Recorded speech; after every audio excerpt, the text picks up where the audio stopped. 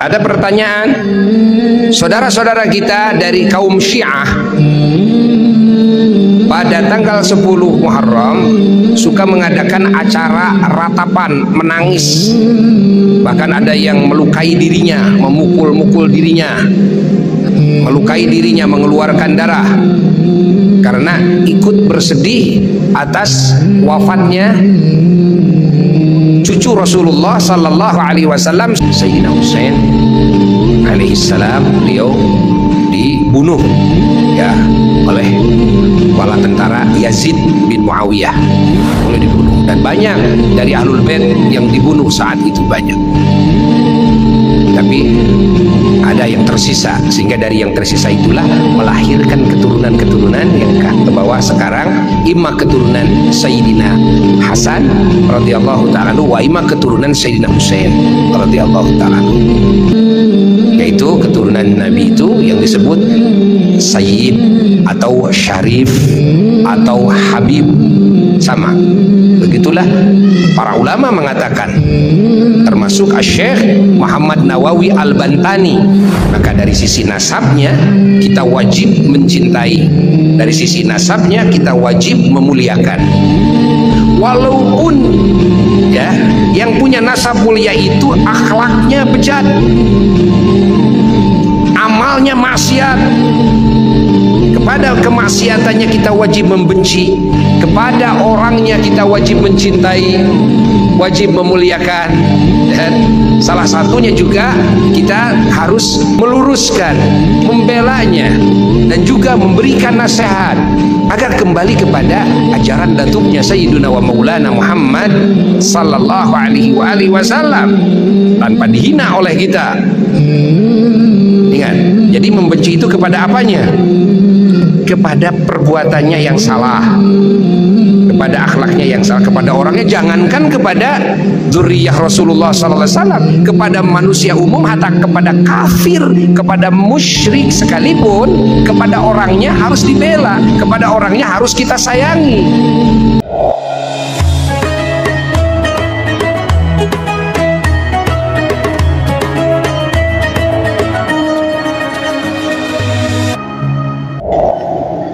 Assalamualaikum warahmatullahi wabarakatuh.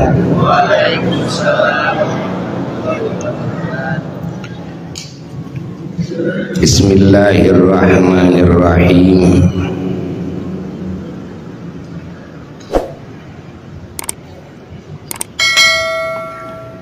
Alhamdulillahi rabbil alamin.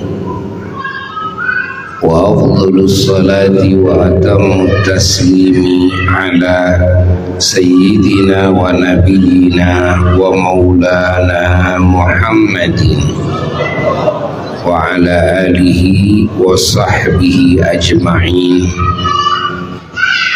Amma ba'du, fa ya ibadallah, usikum wa nafsi bitaqwallah, faqad fazal muttaqun. Para jamaah yang mulia dan segenap saudara-saudara muslimin muslimat dimanapun berada, rahimakumullah.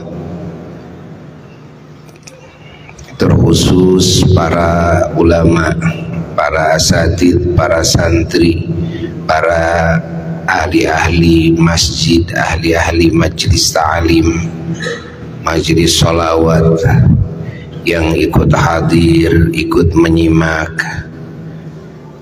dalam acara yang agung ini, di malam yang agung, di bulan yang agung, yang disebut dengan Asy-Syahrul Haram, yang disebut dalam Quran minha arba'atun hurum, bahwa bilangan bulan menurut Allah, ya, dalam firman Allah ada 12 bulan ketika Allah menciptakan langit dan bumi. Allah menciptakan juga bulan yang 12. Yang 12 itu dimulai dari bulan Muharram. Muharram, Safar, Rabiul Awal, Rabiul Akhir, Jumadal Awal, Ula, Jumadal Akhirah, terus Rajab, Sya'ban, Ramadan, Syawal, Dzulqa'dah, Dzulhijjah. Nah, Allah Subhanahu wa ta'ala berfirman, minha arba'atun hurum, dari yang 12 bulan itu ada 4 bulan yang Allah sebut al-ashhurul hurum, bulan-bulan al-haram. Kan ada masjid al-haram, ada tanah al-haram, tanah haram, ada juga bulan al-haram. Di dalam hadis sahih disebutkan 4 bulan ini, yang satu menyendiri yaitu bulan Rajab, yang 3 itu berderet ya, yaitu bulan Dzulqa'dah, Dzulhijjah, Muharram. Ini yang disebut dengan bulan al-haram.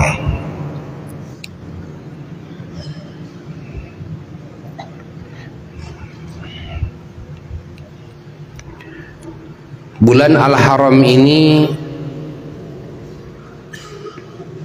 bulan yang diagungkan oleh Allah, tapi tidak setiap bulan yang bukan al-haram itu tidak diagungkan. Tidak, karena ada keterangan-keterangan, diantaranya bulan Sya'ban, bulan Ramadan itu juga bulan yang diagungkan oleh Allah, tapi tidak disebut bulan al-haram. Setiap yang disebut al-haram pasti mulia, ya, tapi tidak setiap yang bukan al-haram tidak mulia.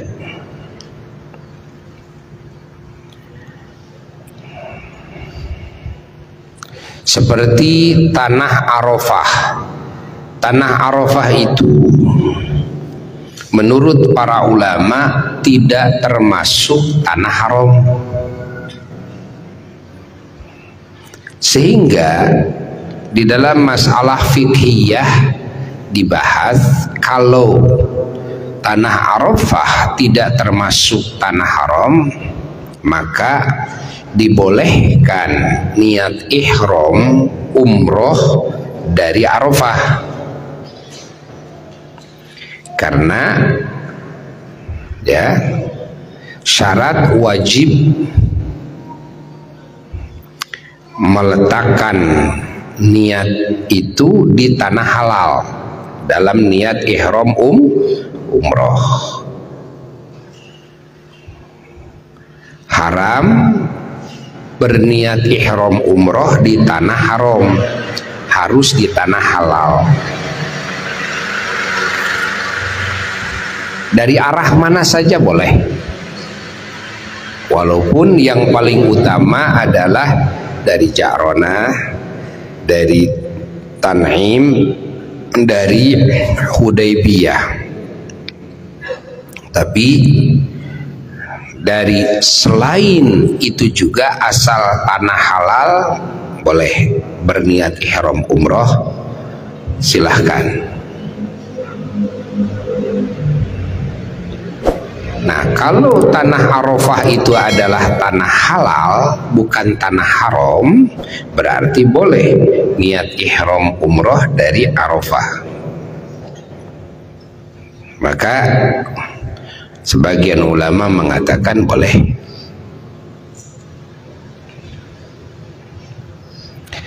Tapi tanah Arafah sepakat semuanya bahwa tanah Arafah adalah tanah yang agung, tapi tidak disebut tanah haram. Kalau Mina kan masuknya tanah haram.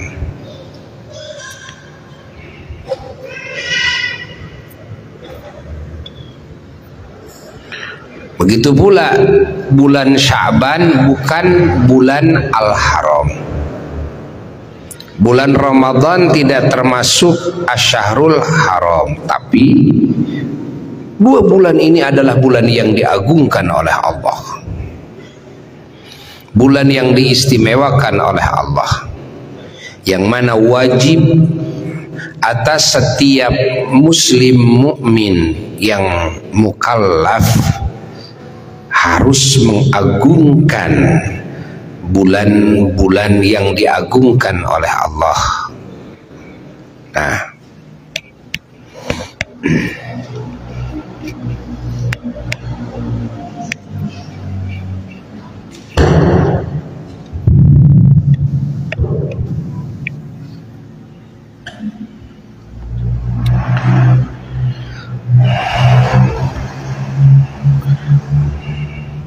baik itu bulan al-haram maupun bukan bulan al-haram, yang diagungkan oleh Allah harus diagungkan, seperti bulan Sya'ban dan bulan Ramadan.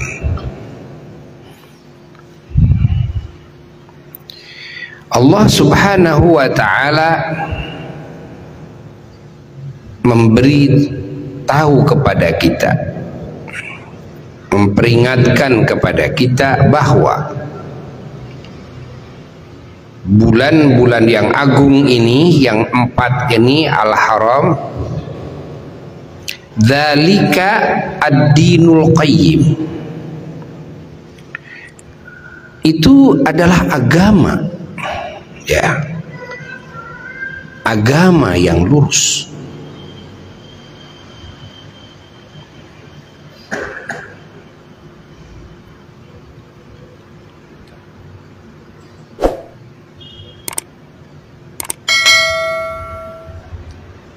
yakni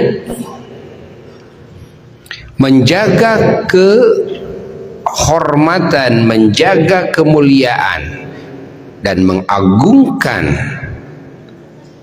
bulan-bulan al-haram tersebut dan memakmurkannya dengan warna-warni ibadah adalah ad-dinul qayyim. Ini merupakan agama. Mencintainya adalah ad-dinul qayyim. Jadi makna dzalika ad-dinul qayyim, dzalika yang dimaksud bukan bulan yang 4, tapi yang dimaksud adalah ta'zim. Dan wa may yu'azzim hurumatillah wa may yu'azzim sya'airallah, kan gitu kan dalam Quran. Mengagungkannya, mencintainya, memakmurkannya dengan warna-warni ibadah. Apa saja ibadahnya? Menjaga kehormatan bulan tersebut, itu ad-dinul qayyim, begitu maksudnya. Itu agama, merupakan keharusan kita, dan itu ibadah. Agungkan, ya, cintai, makmurkan dengan warna-warni ibadah, ya, jaga dari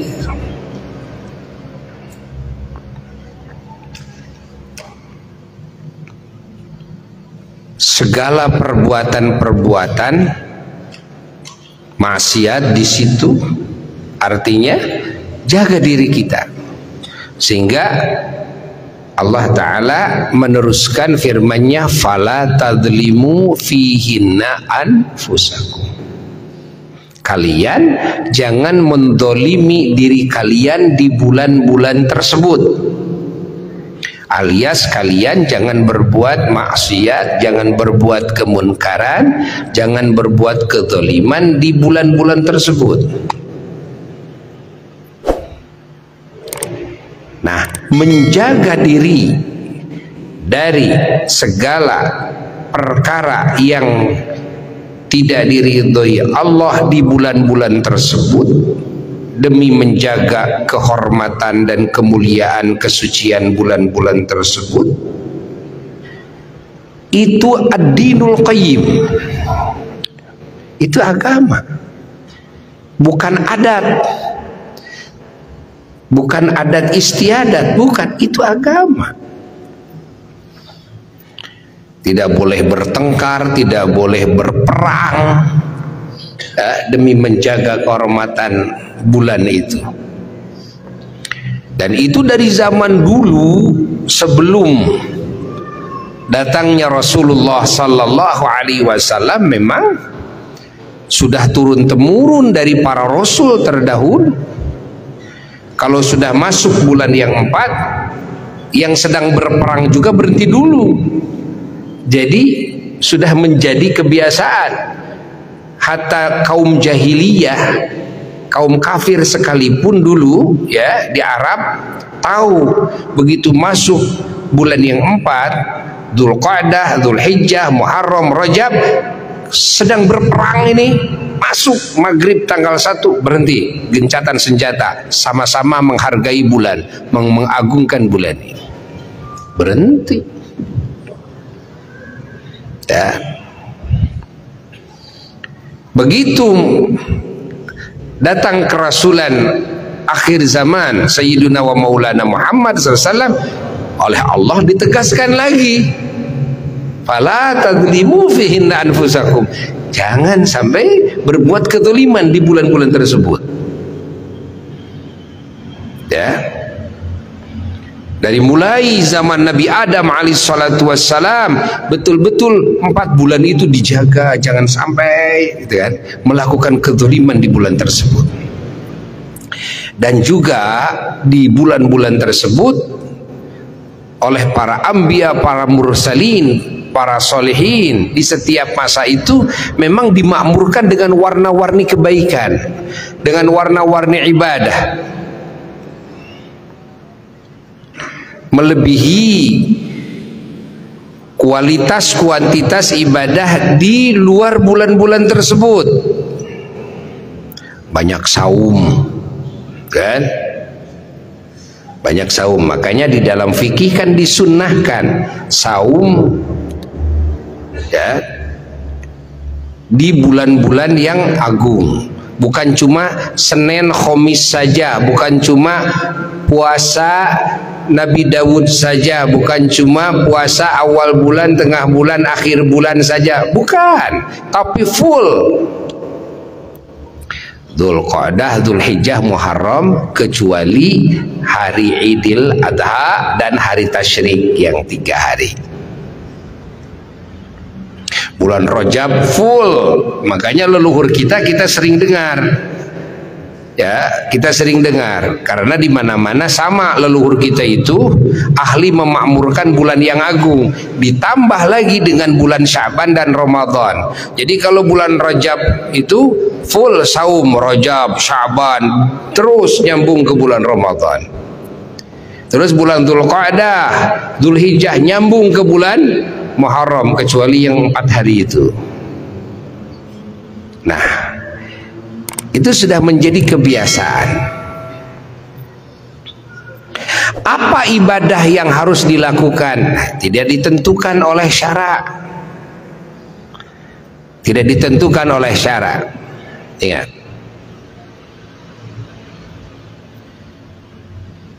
Tapi silahkan kita melakukan kebaikan apapun, amal soleh apapun.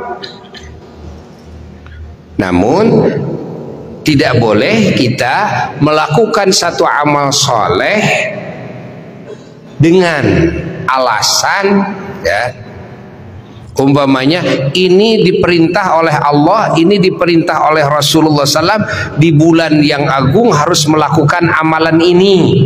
Nah, itu yang tidak boleh. Lalu dinisbahkan kepada Allah, dinisbahkan kepada Rasul SAW, itu yang tidak boleh. Tapi kalau alasannya karena diperintah oleh Allah melakukan amal soleh, saya mau memilih melakukan amal ini, ya itu mah bagus. Amal apa saja bagus. Jadi yang tidak boleh itu penisbahannya, bukan melakukan amal solehnya, bukan. Melakukan amal solehnya, ngadain pengajian, tabligh akbar, muharraman, itu kan ngaji, solawatan, gebiar solawat, itu kan gema Quran, ada santunan fakir miskin, santunan anak yatim, bikin khitanan masal, bikin kawin masal, ada tuh, kan? Bantuan sengaja, kan? Pada yang mau nikah, kan khitanan saja. Nah, melakukan sholat umpamanya setiap malam 100 rakaat ke, berapa puluh rakaat ke, gitu kan, dikhususkan, silahkan, bagus. Itu ad-dinul qayyim,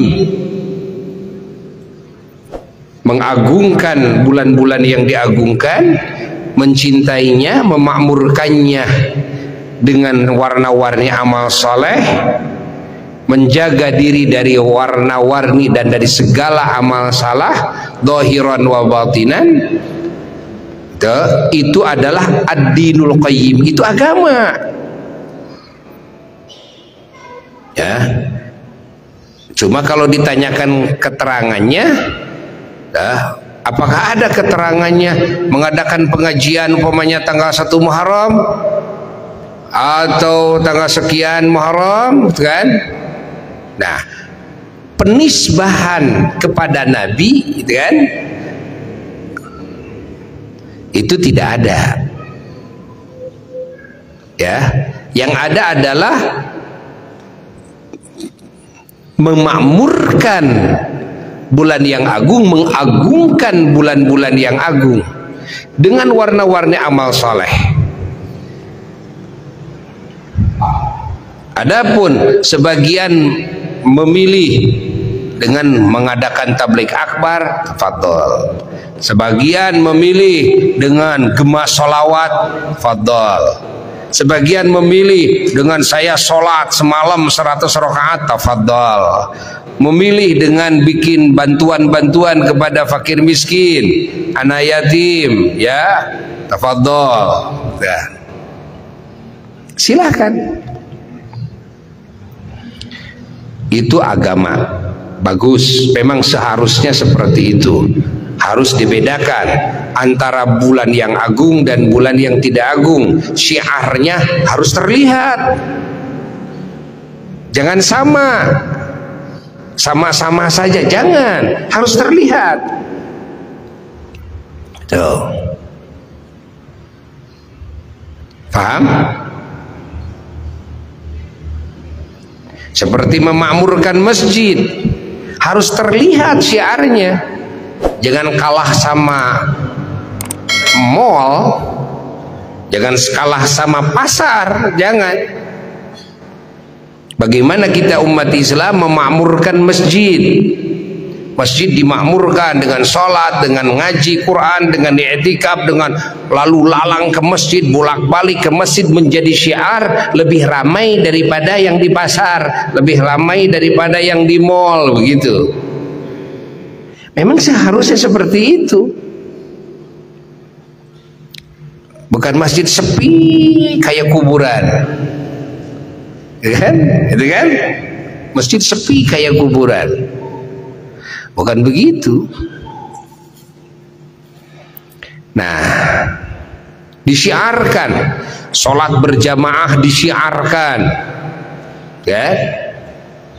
Baca Quran di masjid disyiarkan, dibiasakan. Kayak kita lihat di Masjidil Haram, Masjid Nabawi kan, di masjid itu Quran masuk masjid, selain sholat baca Quran, zikir Quran itu kan, sholat, jadi menjadi syiar. Coba kalau kita berangkat ke Masjidil Haram, Masjid Nabawi, ramean mana di pasar dan di masjid? Ramean di masjid, orang pada duduk di masjid kok. Sekarang non stop kan, penuh aja terus. Yang tawaf kan gak ada yang berhenti kan, berhentinya waktu sholat fardu saja kan. Pasar ada waktu tutupnya, mall ada waktu tutupnya, tapi Masjidil Haram, Masjid Nabawi terus ramai makmur. Nah harus begitu.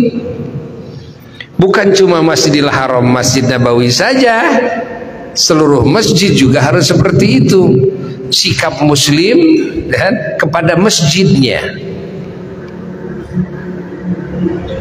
Begitu pula ketika masuk kepada bulan-bulan yang agung, harus beda dong.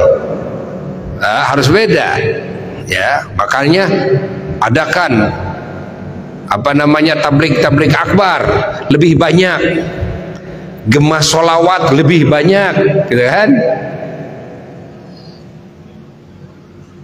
Begitu, berjamaah terjaga, gitu kan, di bulan-bulan yang agung itu. Saum, banyak yang saum, sodakoh, banyak yang sodakoh, gitu kan. Jadi terlihat, sehingga kalau orang-orang yang tidak beriman ya bertanya-tanya, itu umat Islam kok rame ya, setiap masuk bulan ini rame, itu kan. Oh, ini kan bulan yang agung. Ada bedanya.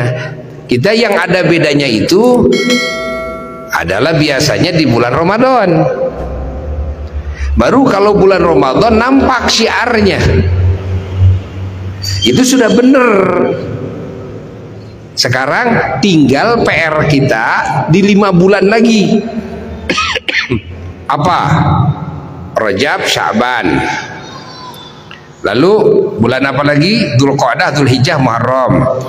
Di bulan Rajab kita suka ada peringatan Isra Miraj di mana-mana. Alhamdulillah, kelihatanlah itu ada, agak nampak melalui itu, kegiatan itu, walaupun tidak dari semua sisi amalan. Tapi udah kelihatan nampak kalau bulan Rajab. Tapi bulan Sya'ban gak kelihatan tuh. Bulan Dzulqa'dah, bulan Hafid gak kelihatan. Bulan Rayagung biasanya dulu banyak yang nikah. Suka milih bulan Rayagung, gitu kan. Jadi masuk bulan Rayagung lo baru kawin, gitu kan. Kayak dimana menghadapi Ramadan lo banu papisah, gitu kan. Banyak yang cerai sebab sieun ngebiayaan naon beratku THR, serahkeun heula pamajikan beratku THR. Insyaallah kayak Rayagung kawin deui Rayagung. Allah.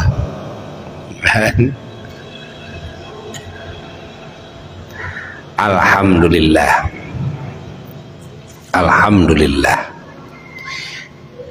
Dan sering Buya jelaskan bahwa pahala amal soleh di bulan-bulan yang diagungkan jauh lebih besar ketimbang pahala amal soleh di bulan-bulan yang tidak diagungkan, walaupun tidak dibenci oleh Allah, tapi tidak diistimewakan, tidak diagungkan oleh Allah. Nah, pahala ngaji kita saat ini beda dengan ngaji di bulan Syawal, kan? I'tikafnya, pahala zikirnya, pahala salawatnya, bacaan Qur'annya, sedekahnya, jariyahnya tidak sama. Tidak sama. Maka kita wajib bersyukur kepada Allah Subhanahu wa taala. Di samping kita oleh Allah umur kita dimasukkan ke bulan yang al-haram, bulan Muharram ini, juga yang paling penting adalah kita dikasih hidayah dan taufik bisa melakukan perintah-perintahnya, bisa menjauhi larangannya. Di antaranya kita bisa hadir dalam majelis ilmu di bulan Muharram ini. Kita bisa memamurkan masjid ini dengan i'tikaf, dengan ngaji, mengkaji ilmu, dengan zikir, dengan salawat di bulan Muharram ini. Ya, kita bisa bersilaturahmi, duduk dengan orang-orang soleh, bermuwajahah dengan ulama di bulan Muharram ini. Alhamdulillah, bersyukur kepada Allah. Di bulan Muharram ada hari istimewa yang tadi oleh Ustaz Robi disebutkan, yaitu di hari apa? Hari Asyura. Jadi Asyura itu tanggal 10 Muharram, yaitu hari apa?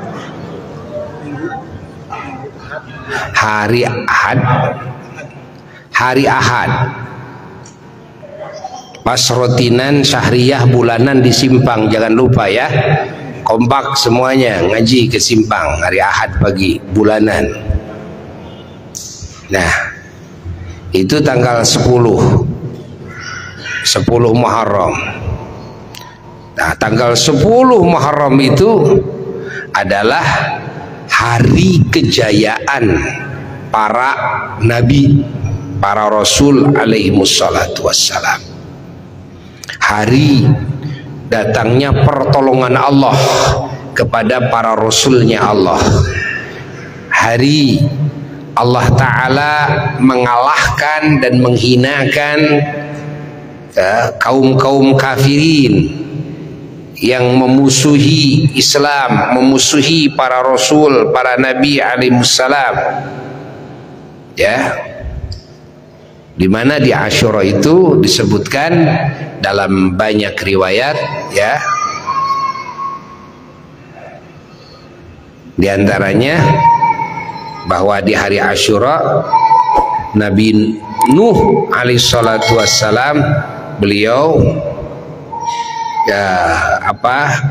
turun dari perahunya itu pada hari Asyura.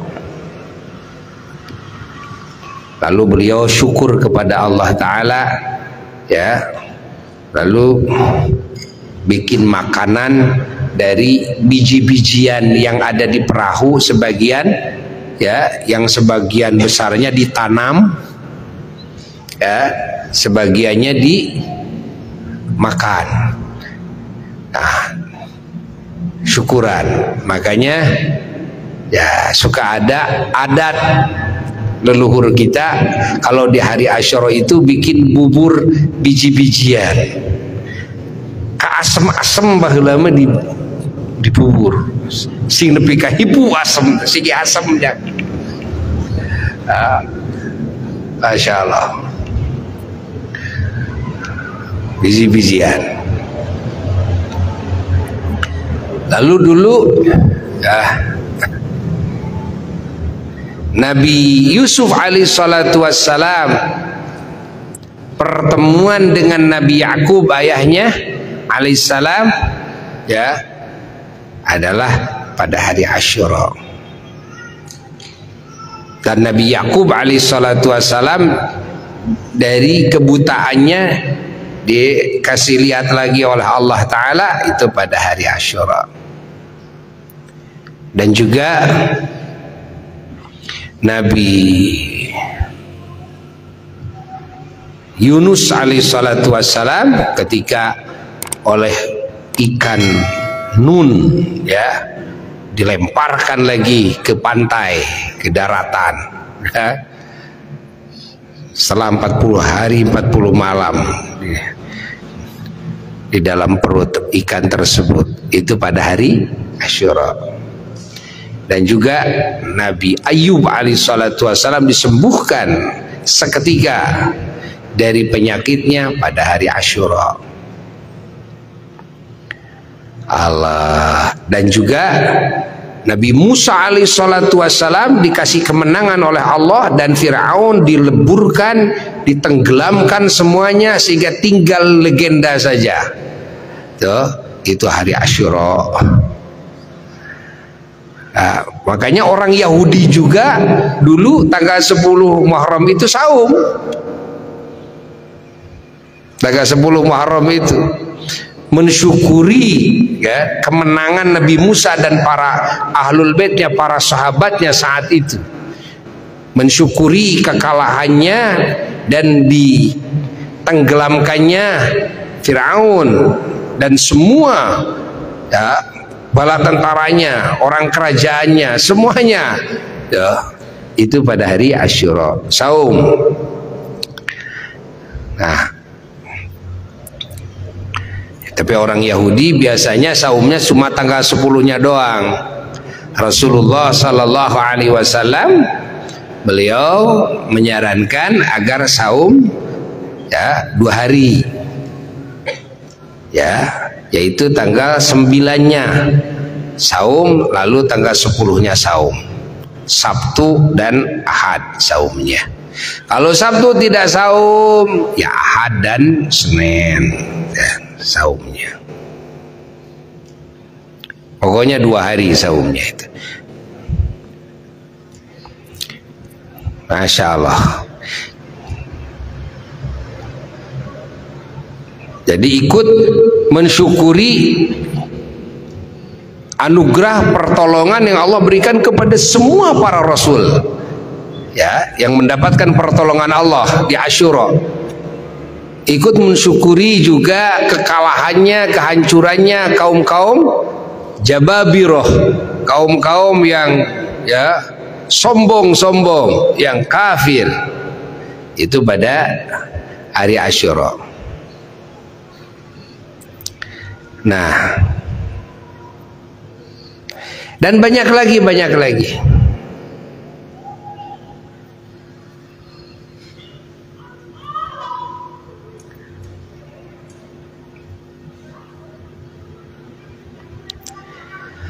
Allah.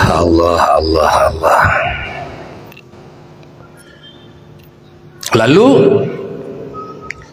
ada pertanyaan, saudara-saudara kita dari kaum Syiah pada tanggal 10 Muharram suka mengadakan acara ratapan, menangis. Bahkan ada yang melukai dirinya, memukul-mukul dirinya, melukai dirinya, mengeluarkan darah karena ikut bersedih atas wafatnya cucu Rasulullah Sallallahu Alaihi Wasallam, Sayyiduna Husain radhiyallahu taala anhu wa alaihi salam. Beliau putra Sayyidina Ali bin Abi Thalib karramallahu wajhah wa radhiyallahu taala anhu, dan ibu beliau yaitu Sayyidatuna Fatimah Az-Zahra radhiyallahu taala anha wa alaihimussalam. Beliau binti Rasulullah sallallahu alaihi wa alihi wasallam. Sayyidina Husain alaihi salam, beliau dibunuh ya oleh bala tentara Yazid bin Muawiyah. Ya, boleh dibunuh, dan banyak dari ahlul bait yang dibunuh saat itu, banyak. Tapi ada yang tersisa, sehingga dari yang tersisa itulah melahirkan keturunan-keturunan yang ke bawah sekarang, imma keturunan Sayyidina Hasan radhiyallahu ta'ala anhu wa imma keturunan Sayyidina Husain radhiyallahu ta'ala anhu, yaitu keturunan Nabi itu yang disebut Sayyid atau Syarif atau Habib, sama. Begitulah para ulama mengatakan termasuk Syekh Muhammad Nawawi Al-Bantani radhiyallahu taala anhu, Syekhul Ulama, ya, Syekhus Syuyukh, gurunya para guru di Nusantara ini, bahkan di Saudi Arabia dulu. Beliau gelarnya Sayyidu Ulama'il Hijaz, junjunan para ulama-ulama Hijaz. Hijaz itu kalau sekarang Saudi, ya, kalau dulu namanya Hijaz. Syekh Nawawi menjelaskan dalam kitabnya bahwa keturunan Rasulullah SAW itu suka disebutnya Syarif atau Sayyid atau Habib. Kalau perempuannya Syarifah, ya, Sayyidah atau Hubabah, gitu kan. Nah, adapun sekarang ada yang mengatakan bahwa kalau Habib bukan keturunan Rasul, keturunan Rasul itu Sayyid, Syarif. Itu mah orang-orang bodoh, jangan didengar. Dan jangan didengar orang-orang yang ingin bikin kekacauan, itu mah jangan didengar. Ya, Syekh Nawawi sudah menjelaskan dalam kitabnya. Bukan cuma Syekh Nawawi, ulama-ulama lain banyak yang menjelaskan. Para ulama-ulama Allah. Jadi istilah keturunan Nabi Muhammad SAW itu Habib, Sayyid, Syarif, itu juga. Itu juga.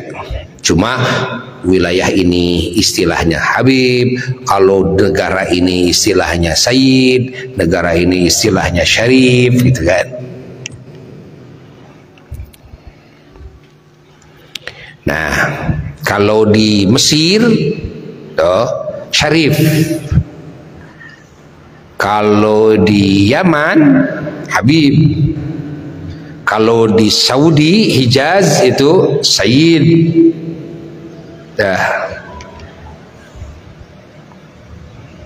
Padahal itu juga sama. Nanti ke atasnya ada yang keturunan Sayyidina Hasan Al-Hasani, ada yang keturunan Sayyidina Husain alaihi wassalam Al-Husaini. Ke bawahnya jadi ada marga-marga. Marga-marganya banyak sekali. Banyak sekali, ada Asgaf, ada Al-Jufri, gitu kan. Ada Al-Attos, itu kan. Banyak sekali. Allah, Allah, Allah, Allah, Allah, Allah, Allah, Allah. Nah, Sayyidina Husain radhiyallahu anhu alaihi salam, beliau dibunuh pada hari Asyura.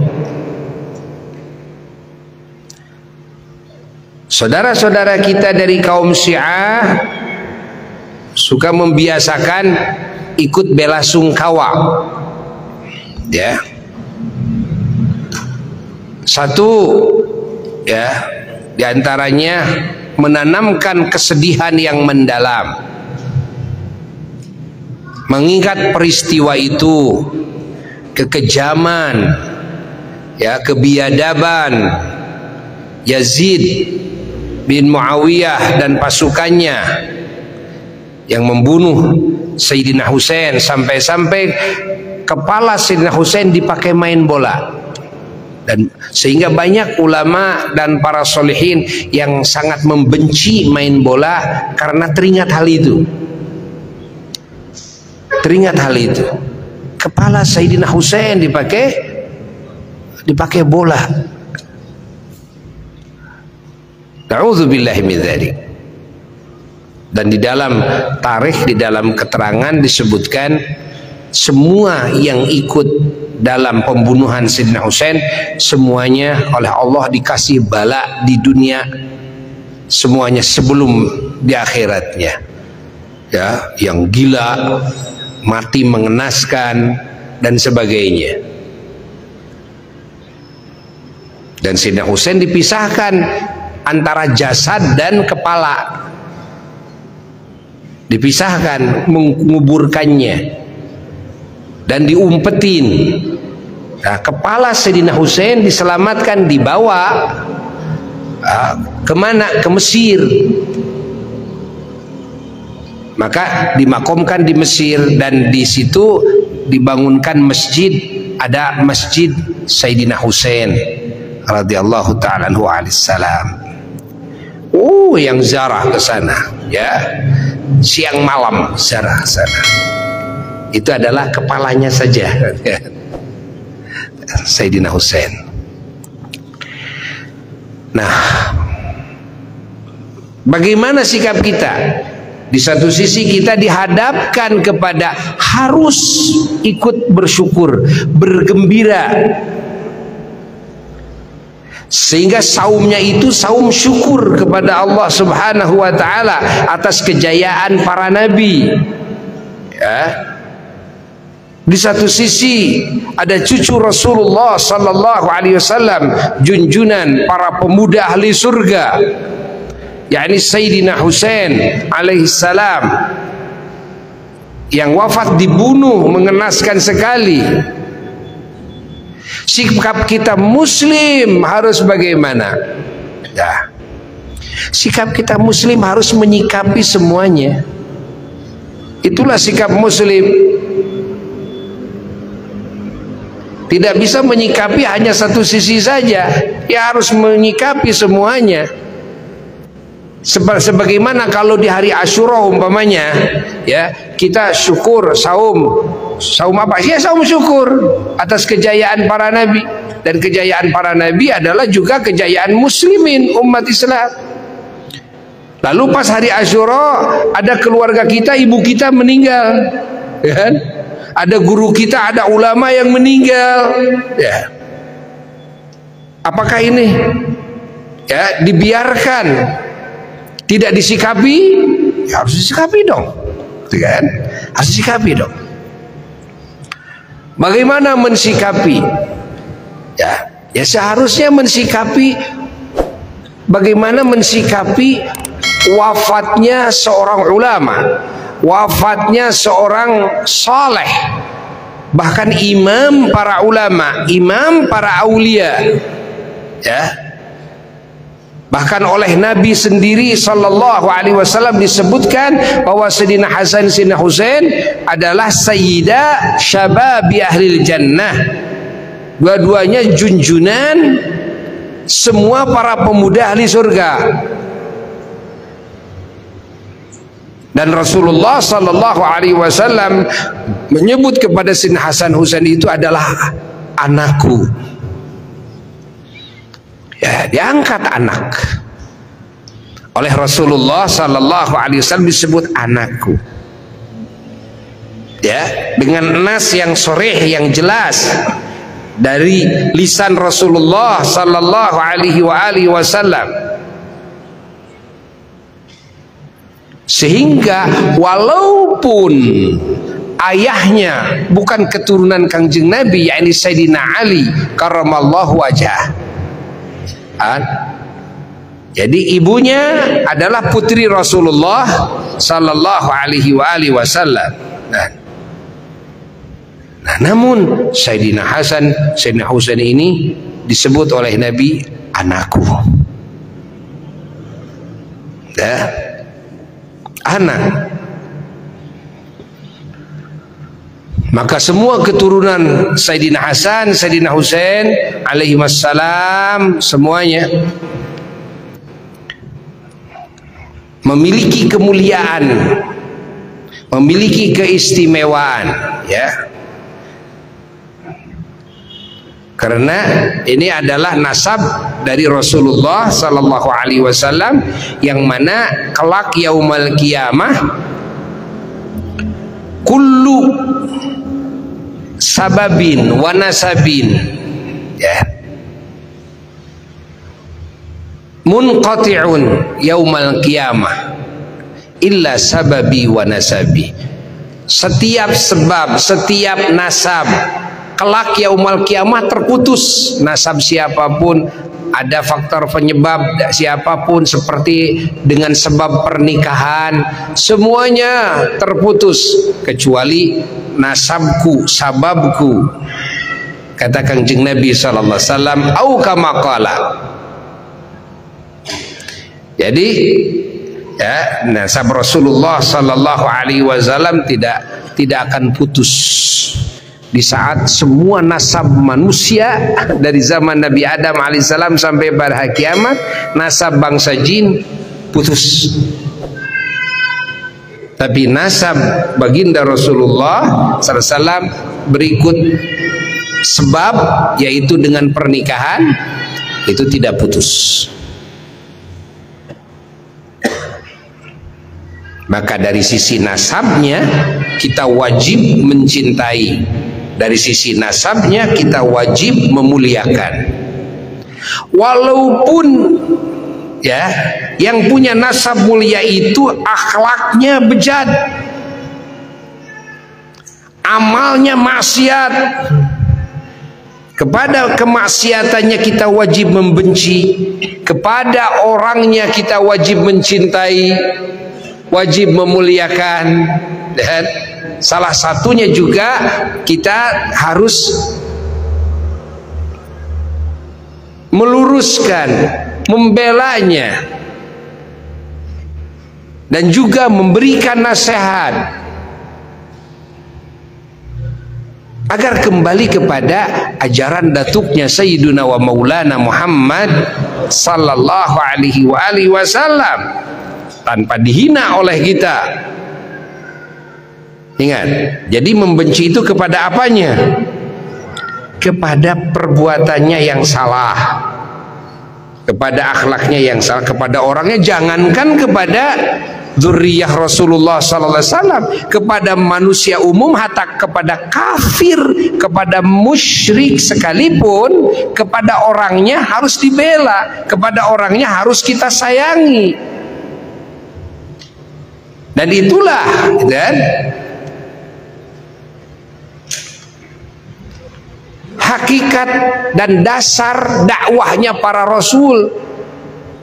Rasulullah sallallahu alaihi wasallam waktu diutus, lalu Rasulullah diutus dakwah kepada siapa? Apakah kepada orang yang sudah beriman, apa orang yang belum beriman?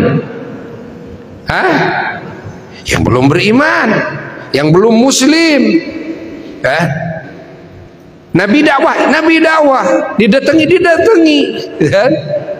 Masya Allah, dengan akhlak yang mulia. Yang didatangi siapa? Yang didakwahi siapa? Non muslim, orang kafir, bahkan yang memusuhi Nabi, yang mau membunuh kepada Nabi. Nabi terus mendakwahinya. Gak peduli mereka mencaci, gak peduli mereka memusuhi, nggak peduli mereka mau membunuh. Rasul terus berupaya bagaimana ini agar beriman, bagaimana mereka agar selamat daripada cengkraman siksa Allah yang abadi, bagaimana mereka agar menjadi ahli surga, bagaimana mereka agar kenal kepada sang penciptanya, kepada Allah Jalla Jalaluhu wahda, agar mendapat kasih sayang Allah, cinta Allah, ridha Allah. Nah, itu adalah dasarnya kasih sayang. Dasarnya kasih sayang.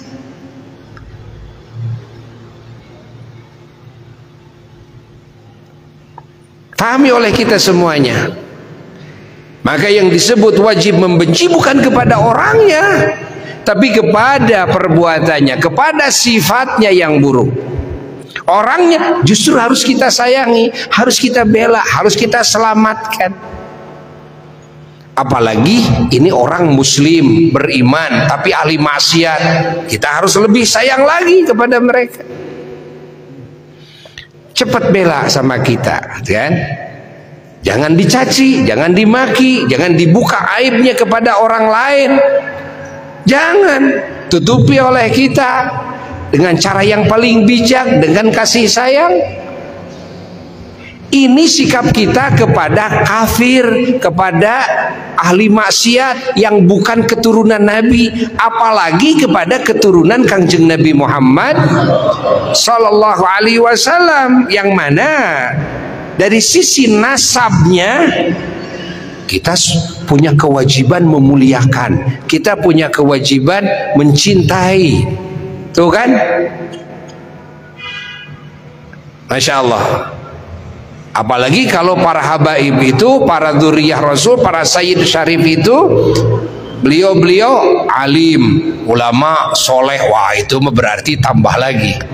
Ini kepada yang tidak soleh saja tetap kita harus mulia kepada orangnya, kepada nasabnya harus memuliakan, harus mencintai, harus kita bela, ya, agar selamat, ya, agar berpindah haluannya kepada jalur datuknya yang agung, ya, dengan cara yang paling bijak. Pahami oleh kita semuanya. Bukan seperti sekarang yang terjadi, bukan seperti itu. Itu adalah pemikiran-pemikiran kaum munafikin yang akan memecah belah umat, yang ingin melemahkan kekuatan umat Islam, yang ingin juga menghancurkan kerukunan, keharmonisan, yang ingin bikin kekacauan, gitu kan? Yang di belakangnya ada siapa tuh, gitu kan? Hati-hati, kita jangan tercuci otak kita dengan statement-statement mereka yang sangat buruk sekali. Tidak boleh. Nasab para habaib dibatalkan secara keseluruhan. Setelah dibatalkan lagi, lalu dijelek-jelekan, difitnah, gitu kan? Yang tidak jelek seolah ini jelek, yang tidak berbuat kesalahan dibikin, ya, kesalahan-kesalahan cuma bikinan doang, lalu digoreng di medsos, gitu kan? Nah, innalillahi wa inna ilaihi raji'un. Masya Allah. Dan bukan cara seperti itu, bukan. Itu cara yang sangat salah sekali, yang harus kita jauhi, yang harus kita jauhi. Sekarang kan dibabat sampai akar-akarnya, ya, akhirnya su'ul adab, tidak punya tata krama, tidak punya sopan santun kepada para wali-wali Allah, para ulama-ulama Allah, yang mana para habaib, para ba'alawi, banyak sekali wali-walinya, banyak sekali ulama-ulamanya, ya. Hati-hati, ya, hati-hati sekarang, hati-hati. Lalu ada yang memunculkan, katanya para Ba'alawi itu ahli khurafat, ya, cerita-cerita yang itu dibikin-bikin, dusta dan sebagainya, halusinasi, ya, dan sebagainya, ya. Catat, ingat, itu adalah upaya mereka terus mengadu domba seperti itu. Ya, mereka tidak percaya kepada karomah, ya, mereka tidak percaya kepada karomah.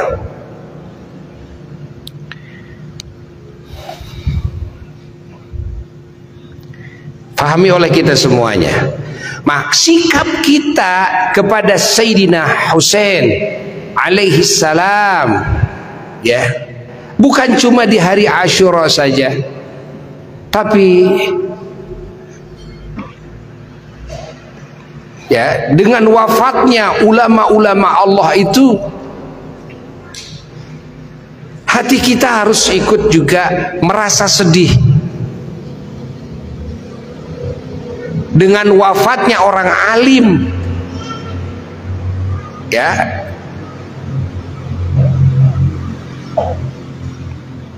Dengan situasi kondisi bagaimanapun, wafatnya orang alim itu, ya, itu harus menjadikan hati kita itu sedih. Siapapun alimnya, Karena dengan wafatnya seorang alim, ingat, itu ilmunya itu dibawa ke alam kubur, dan kebanyakan kebaikan-kebaikannya juga dibawa oleh beliau-beliau. Sehingga yang tersisa kepada yang masih hidup, kepada ahli bumi ini ya sedikit. Kebanyakannya dibawa oleh beliau-beliau. Pahami oleh kita semuanya. Maka hak sedihnya juga, hak menangisnya juga tidak termasuk niyaha, menangisnya juga, ya, tidak termasuk niyaha. Pahami oleh kita semuanya. Jadi bukan cuma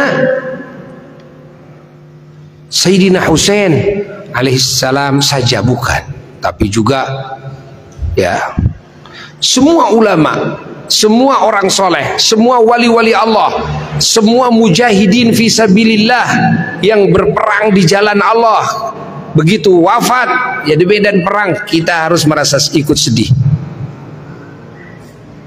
Orang-orang yang dermawan membela fakir miskin, anak yatim, lalu wafat, kita harus ikut bersedih. Dan itu tidak termasuk niyahah di situ. Namun kesedihan kita ini juga ya dididik oleh Allah Subhanahu wa taala. Bukan kesedihan yang melupakan ya aturan-aturan Allah yang lainnya. Pahami?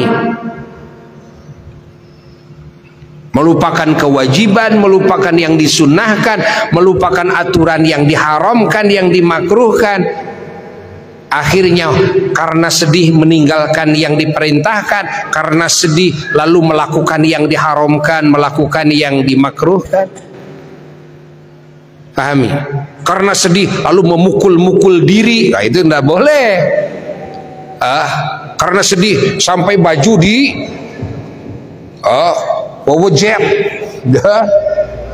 dirobek-robek, nggak boleh. Nggak boleh. Sedih haknya, kan? Ingat ya. Tapi jangan sampai kamu sedih nggak sholat, di kamar aja sedih, gitu kan? Kenapa? Ada seorang ulama wafat, udah sholat belum? Belum, gitu kan? Bukan begitu. Waktunya sholat, sholat, waktunya ngaji, ngaji, waktunya saum, saum, gitu kan? Paham? Waktunya melakukan amal ibadah yang diperintahkan, lakukan. Dan jangan sampai melakukan yang diharamkan. Lalu karena sedih sampai melukai diri sendiri, itu salah. Sedihnya, kan? Bagus. Bagus. Jadi di satu sisi sedih, satu sisi juga bahagia, gitu kan? Bagus. Bagaimana caranya? Silahkan, karena hati itu kan gampang membaginya. Kenapa gampang? Karena bolak-balik hati itu lebih cepat daripada bolak-balik mata, gitu kan? Paham tidak? Jadi nggak usah susah-susah. Satu sisi kita harus bahagia dengan kejayaannya para nabi, dikalahkannya kaum kafirin, gitu kan? Satu sisi juga kita sedih karena wafatnya Ahlul Bait Rasulullah Sallallahu Alaihi Wasallam. Lalu di sisi lain kita harus ridho juga, di sisi lain kita juga harus percaya bahwa itu adalah takdir Allah, gitu kan? Yang dibalik itu banyak hikmah-hikmah yang sangat agung. Di satu sisi juga kan harus syukur kepada Allah Subhanahu wa taala dengan tindakan Sayyidina Husain alaihissalam. Apa tindakannya? Beliau tidak mengambil kepemimpinan, tidak mengambil kekhalifahan, tapi menyerahkan kekhalifahannya. Ya, diserahkan oleh beliau kekhalifahannya, sehingga dengan diserahkannya kekhalifahannya, ya, itu dua kelompok menjadi rapih. Nah, rapihnya dua kelompok yang sedang bersatu ini juga merupakan hal yang harus disyukuri juga. Nah, jelas. Lalu umpamanya bikin haolan Sayyidina Husain pada tanggal 10 Muharram. Haolan bagus-bagus saja, kan? Bikin tahlilan, menghadiahkan pahala amal soleh, ya bagus, kan? Jadi bukan itu yang dianggap salah, bukan itu. Dari saudara-saudara kita dari kelompok Syiah, ya, pahami oleh kita.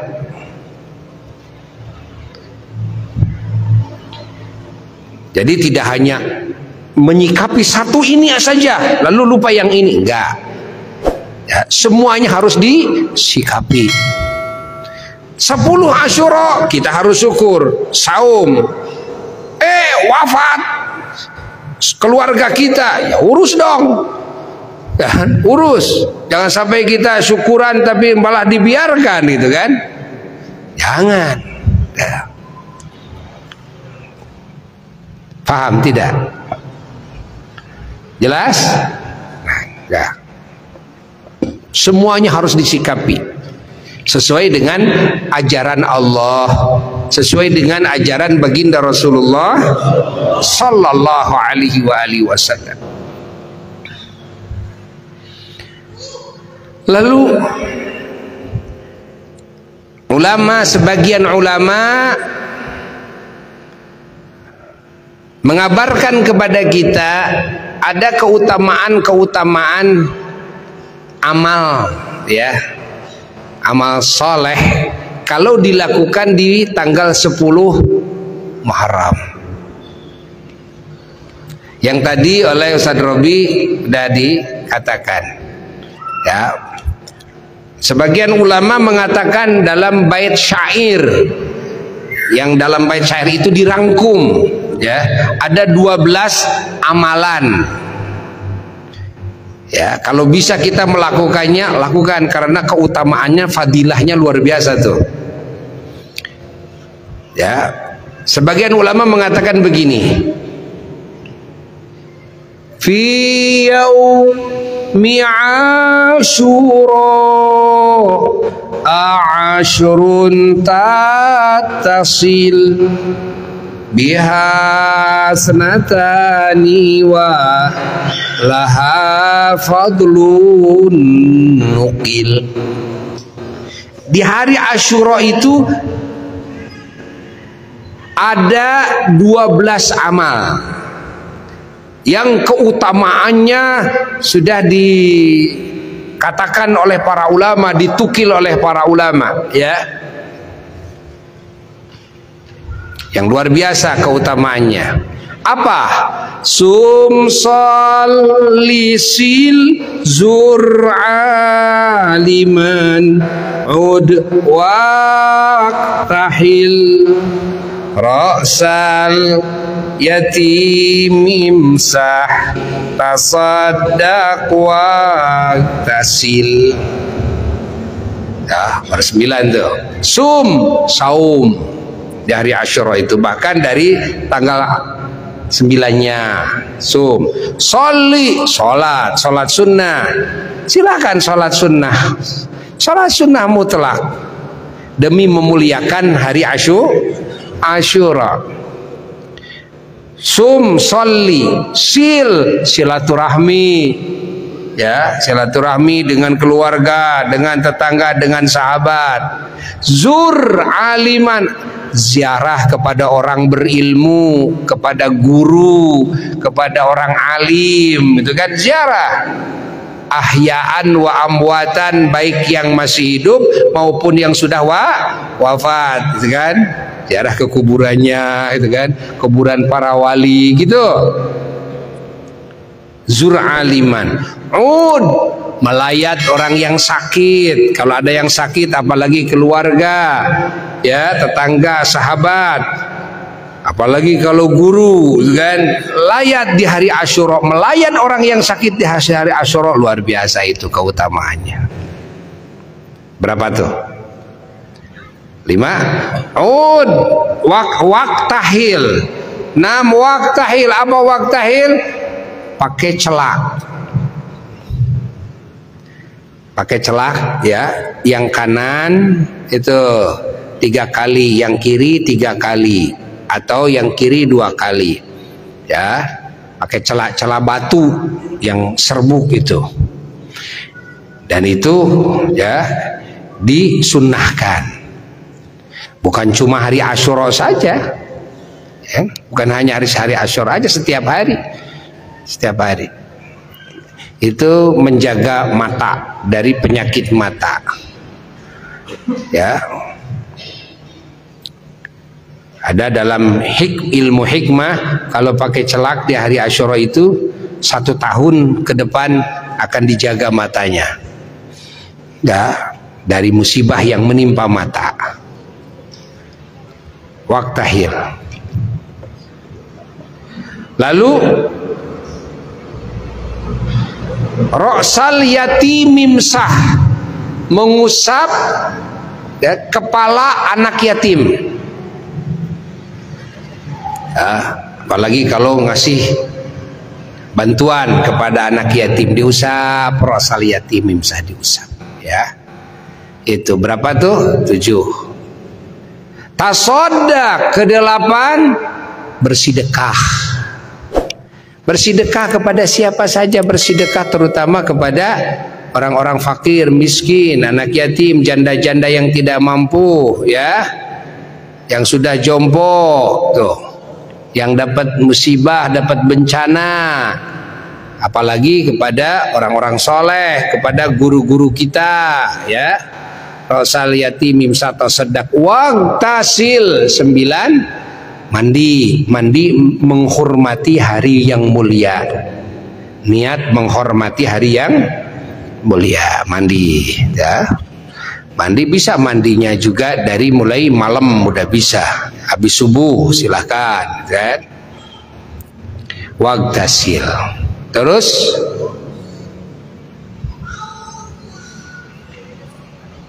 berapa itu? 9.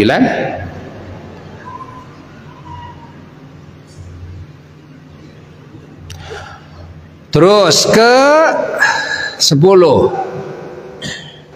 Wawasi'il iyala qallim dhu fura wa suratal ikhlasi kul alfan tasil. Wa qalimil wawasi'il iyala yang ke-10 itu apa namanya, membahagiakan keluarga ya, memberi nafkah lebih kepada keluarga ya. Bahkan ada keterangan kalau di hari Asyura bisa membahagiakan, memberi nafkah lebih, hadiah kepada keluarga, kepada istri kita, anak-anak kita. Di hari Asyura Allah akan memberikan kekayaan itu sampai 1 tahun ke depan, tidak akan kurang rizki. Ibu-ibu siap namprak. Kade bagi 2. Ya, harus ada fee itu kan, fee-nya itu. Kayak nama musimban. Apal meren. Masya Allah. Jadi lagi-lagi tuh, ayo dari sekarang siap bahagiakan istrinya, bahagiakan anaknya, kan?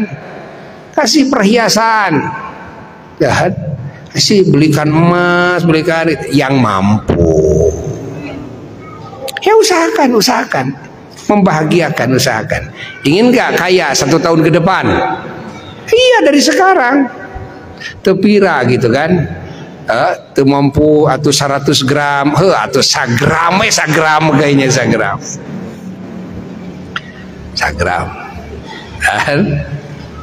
Setuju ibu-ibu? Piraku teu satuju atuh. Piraku teu satuju ya. Masya Allah.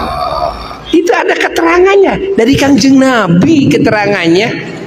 Orang yang meluaskan ya nafkahnya kepada istrinya, gitu kan, di hari Asyura, waduh, Allah akan memberikan kesugihan kepadanya sampai 1 tahun ke depan. Allah. Ya, tapi yang mampu semampunya. Kalau tidak mampu ya belikan bakso kek, belikan kupat kek, gitu kan, bawa jalan-jalan kek, belikan es krim kek, gitu kan. Itu kalau yang tidak mampu mah, kan. Yang penting bahagiakan istri. Istri bahagia. Kadang-kadang bahagia itu tidak dengan uang, tidak dengan emas saja. Ya, bahagia itu dibawa jalan-jalan, bari itu barang beli oge. Ya, kadang-kadang istri itu bahagia tuh, ya. Nah, yang ke-11, qallim dhufura. Apa? Menggunting kuku. Kuku kita gunting, ya, semuanya gunting. Jadi cara menggunting kukunya dari kelingking, terus ke dia luncat 1, terus ke jempol, terus ke jari manis, terus ke telunjuk, lalu ke jempol kiri, lalu ke jari tengah, lalu ke kelingking, lalu ke telunjuk, lalu ke jari manis. Kalau kaki dari kelingking kanan ke jempol, lalu dari jempol kiri ke kelingking, gitu. Itu gunting kuku, ya, bersihkan.